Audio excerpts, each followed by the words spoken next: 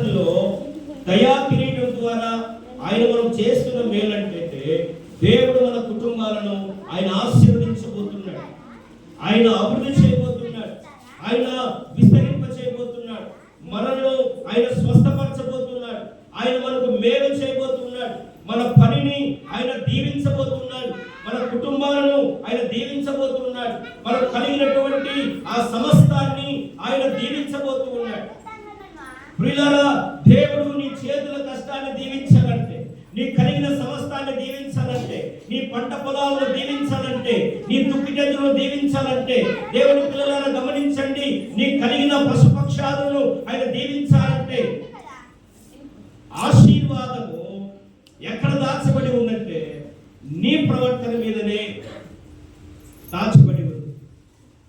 నీ ఆశీర్వాదము నీ ప్రవర్తన మీద ఆధారపడి ఉంది, నీ నడవడిక మీద ఆధారపడి ఉంది, నువ్వు దేవుల్లో నడుచుకుంటున్న విధానంలో ఆధారపడి ఉంది. దేవుని వాక్యం సెలవిస్తుంది. ద్వితీయోపదేశ కాండము 28వ అధ్యాయము 1వ వచనం నుండి మనం చదివినట్లయితే ఆయన మాట్లాడతాడు కదా, నీవు నీ దేవుడైన యెహోవా మాట శ్రద్ధగా విన్నట్లయితే ఈ దీవెనలన్నీ నీ మీదకి వస్తాయి అంటున్నాడు. హల్లెలూయా.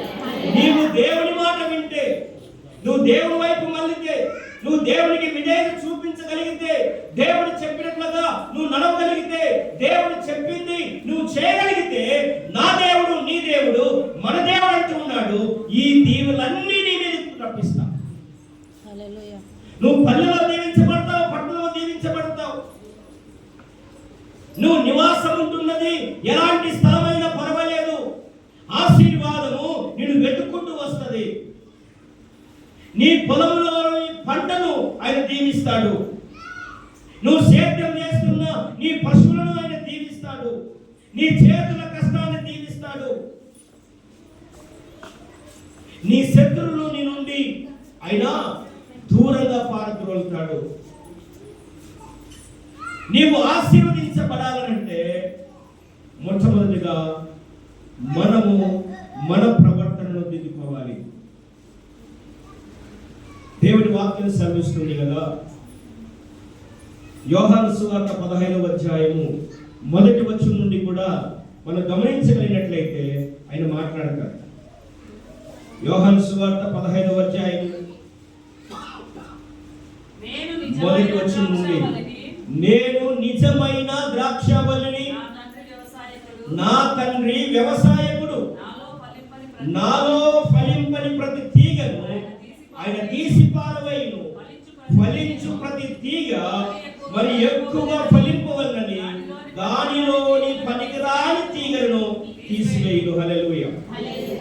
దేవుడు మనల్ని మన కుటుంబాలను ఆశీర్వదించాలంటే మనలో దేవుడికి ఇష్టము లేని కొమ్మలు కొన్ని ఉన్నాయి, దేవుడికి ఇష్టం లేని కార్యాలు కొన్ని ఉన్నాయి, దేవుడికి ఇష్టం లేని క్రియలు కొన్ని ఉన్నాయి. ఒకవేళ నీవు జరిగిస్తున్న క్రియలు, నువ్వు చేస్తున్న పనులు అవి నీకు ఇష్టమైనవేమో, నీ మార్గము నీకు ఇష్టంగా ఉందేమో, నీ అలవాట్లు నీకు ఇష్టంగా ఉన్నాయేమో, నీకు ఇష్టంగా ఉన్నటువంటి నీ కార్యకలాపాలు దేవునికి కూడా ఇష్టం కావాలి కదా. దేవుడికి నీ కార్యాలు ఇష్టం లేకపోతే దేవుడు ఏ విధంగా మన కుటుంబాలను ఆయన ఆశీర్వదిస్తాడు? అందుకనే కొన్నిసార్లు దేవుడు మనల్ని ఆశీర్వదించడానికి బలవంతముగానైనా కొన్నిటిని ఆయన మన నుండి దూరం చేస్తాడు. దేవుడు మనల్ని ఆశీర్వదించడానికి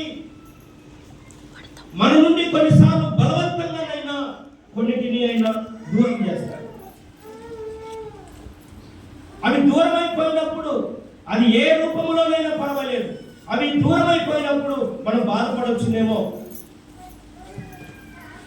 కొన్ని కొమ్మలు, కొన్ని క్రియలు, కొన్ని కార్యాలు నీలో నుండి వెళ్ళిపోతే తప్ప దేవుని జీవము నీలోనికి రాదు కనుక, దేవుని జీవము నీలోనికి రాకపోతే నువ్వు దీవించబడలేవు కనుక కొన్నిసార్లు బలవంతంగానైనా సరే ఆయన నిన్ను కొంతమంది వ్యక్తులకు దూరం చేస్తాడు.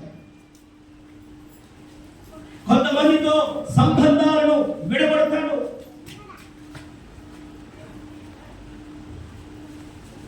దేవుని వాళ్ళరా,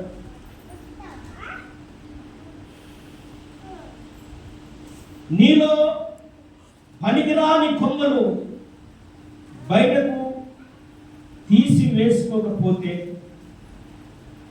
దైవ ఆశీర్వాదము మన కుటుంబాల మీదకు రాదు.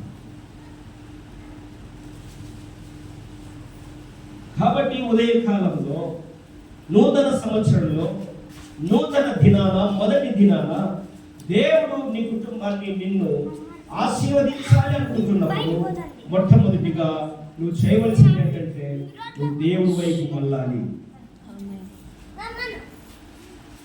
ఏం చేయాలి?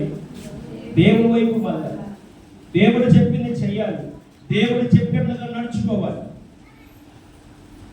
అలాగే ఈ నూతన సంవత్సరంలో దేవుడు నిన్ను నీ కుటుంబాన్ని ఆశీర్వదించాలంటే రెండవది నీవు చేయవలసింది ఏంటో తెలుసా? నీలో ఉన్నటువంటి పనికిరాని కొన్ని కొమ్మలను నువ్వు తీసేసుకోవాలి. కష్టమే అవ్వచ్చు, అలవాటు పడిపోయి ఉంటాం. హల్లెలూయా. కొన్ని పనికిరాని కొమ్మలకు అలవాటు పడిపోయినారు కొంతమంది.